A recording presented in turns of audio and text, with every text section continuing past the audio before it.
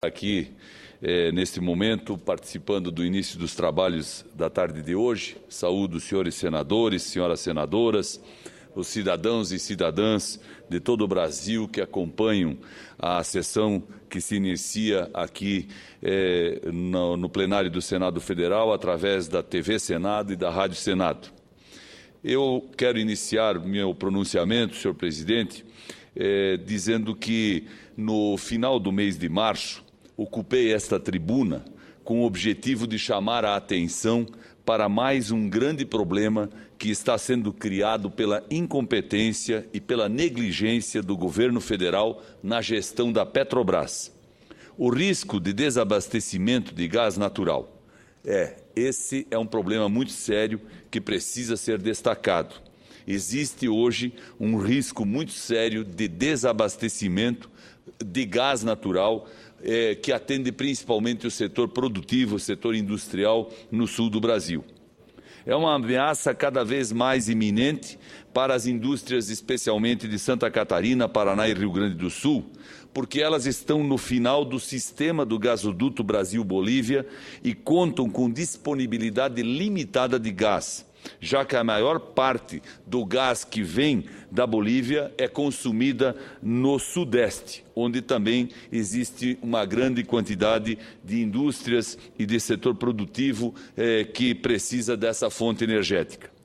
Na ocasião, em março, reverberei a iniciativa tomada pelo Fórum Industrial Sul, que é composto pelas federações da indústria de Santa Catarina, Paraná e Rio Grande do Sul, mais as empresas públicas de gás natural dos 3 estados, bem como suas respectivas bancadas no Congresso Nacional, tanto no Senado quanto na Câmara.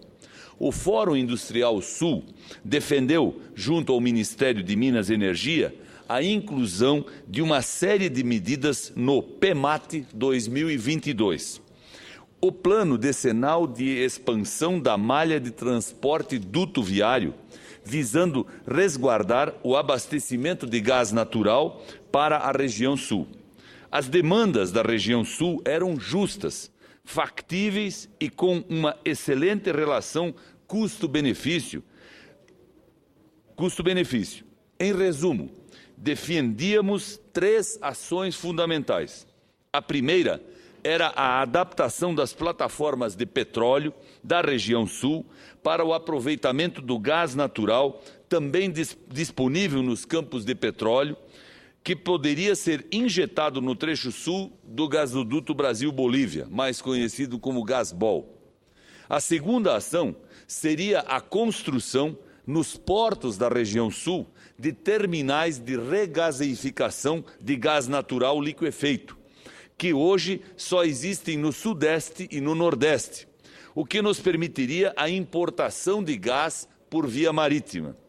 A esse propósito, é difícil aceitar que a Petrobras ainda não tenha construído um só terminal de regaseificação na região sul, enquanto uma empresa privada brasileira do setor energético é capaz de construir com recursos próprios, um novo porto onde se instalará um terminal de regaseificação e uma usina termoelétrica para abastecer o sistema energético brasileiro.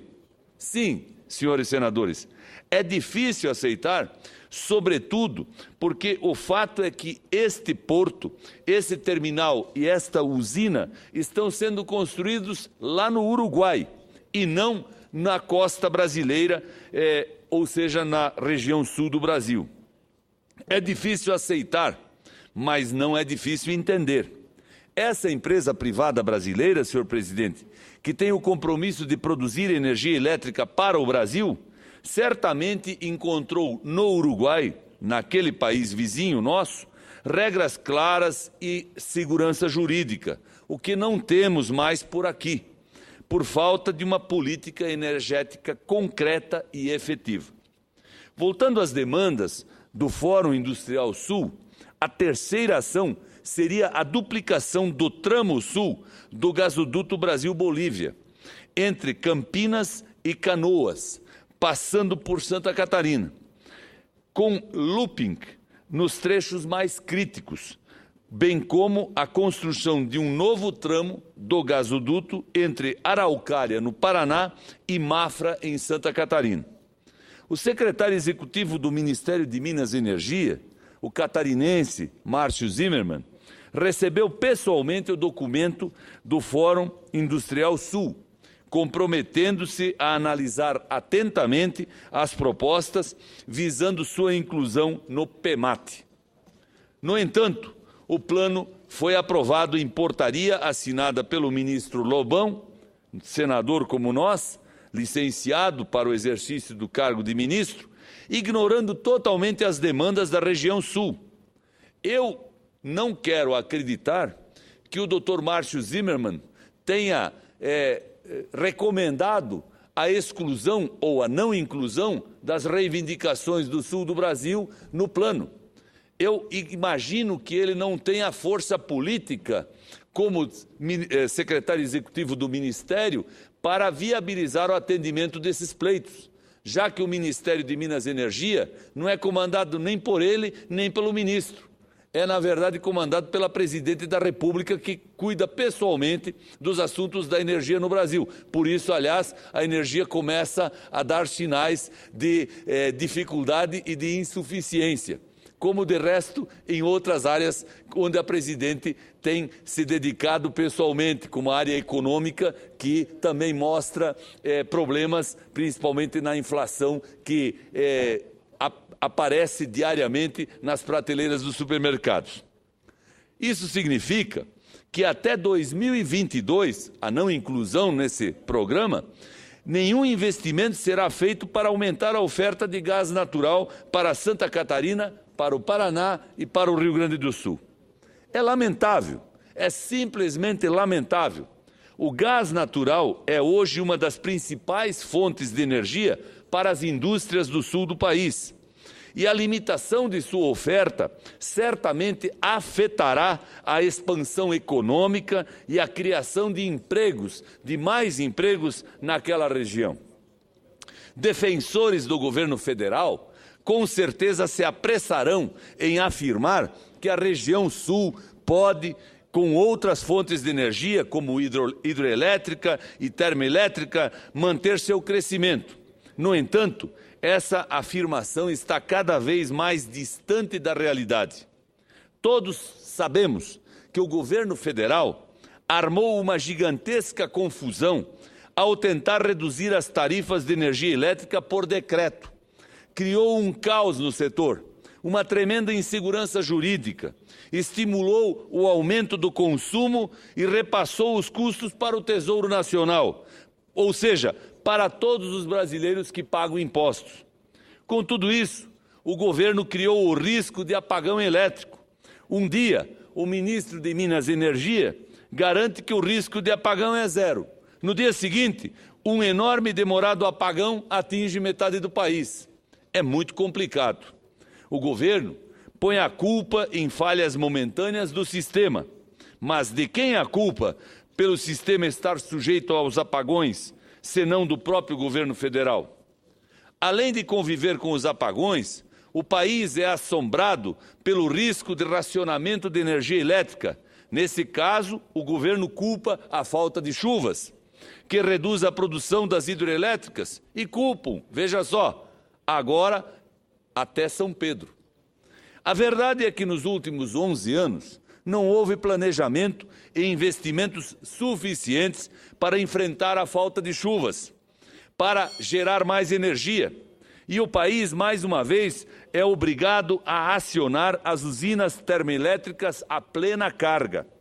O problema, senhores senadores, é que a energia termoelétrica é mais cara e esse aumento será repassado ao consumidor final cedo ou tarde. No caso, o governo decidiu repassar o aumento ao consumidor mais tarde, provavelmente só depois das eleições de outubro próximo. Ora, a presidente Dilma ocupou há poucos dias a Rede Nacional de Televisão para anunciar uma redução do custo de energia elétrica. Ela perderia muitos votos se a conta de luz dos eleitores aumentasse agora. Assim, na surdina, os técnicos do governo informaram que o aumento da conta de luz fica para depois das eleições. Isso é um absurdo. É até um estelionato eleitoral.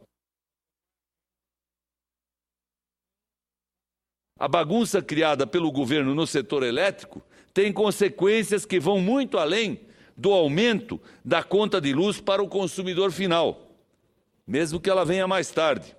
Tomemos um exemplo do meu estado, Santa Catarina. Um estudo da Federação das Associações Comerciais e Empresariais do estado mostra que muitas indústrias estão deixando de se instalar nas cidades do interior catarinense e em muitas outras, estão sustando seus projetos de expansão. O motivo é que essas empresas não têm garantia do suprimento de energia. Elas não têm confiança de que o governo será capaz de fornecer toda a energia necessária para as novas fábricas e, por isso, deixam de investir para evitar prejuízos. Quando as empresas desistem de investir, empregos deixam de ser criados. Quando as empresas desistem de investir, o crescimento econômico do Estado não atinge todo o seu potencial. Santa Catarina, hoje, cresce o dobro da média nacional e teria potencial para crescer muito mais, não fossem os gargalos no suprimento de energia. Sintomaticamente, meu Estado e também o Rio Grande do Sul continuam aguardando que o governo federal defina as normas para a utilização do carvão mineral como insumo para a produção de energia termoelétrica, usando a tecnologia não poluente já disponível. No entanto, aí também a inércia do governo fala mais alto e prejudica o desenvolvimento econômico. Mais um minuto, senhor presidente, para concluir. Ao invés de autorizar a construção de usinas a carvão mineral, o que aumentaria a oferta de energia e reduziria o custo para as empresas distribuidoras, o governo prefere subsidiar o preço da energia vendida nos leilões, numa política suicida para tentar segurar o aumento da inflação, mas que em breve cobrará seu preço. Destaco que essa política suicida foi denunciada até mesmo pela Intersul, a Intersindical dos Trabalhadores da Eletrosul, estatal federal com sede em Santa Catarina, que em recente boletim fez duras e corajosas críticas aos desmandos da Presidência da República no setor elétrico. Finalizando, informo que voltarei a esta tribuna em breve para informar e registrar outro grande problema que aflige o país, que é relacionado às pequenas centrais hidrelétricas. Mas isso farei numa outra oportunidade, porque o que acontece hoje é um caso muito grave, senhores senadores. Nós temos, presidente, na ANEEL, mais de uma centena, talvez mais de 2 centenas de processos, de projetos para a construção de pequenas centrais hidrelétricas no país inteiro. Isso é geração de emprego, isso é desenvolvimento econômico. Se todas fossem autorizadas, isso significaria uma Itaipu inteira em geração de energia. Lamentavelmente, as coisas não andam. Na ANEEL, as coisas não andam no Ministério do Meio Ambiente, as coisas não andam no Ministério das Minas e Energia. E os investidores não sabem o que fazer e nós temos todo o potencial não aproveitado. Mas eu voltarei oportunamente a falar desse assunto para o conhecimento de Vossas Excelências. Muito obrigado.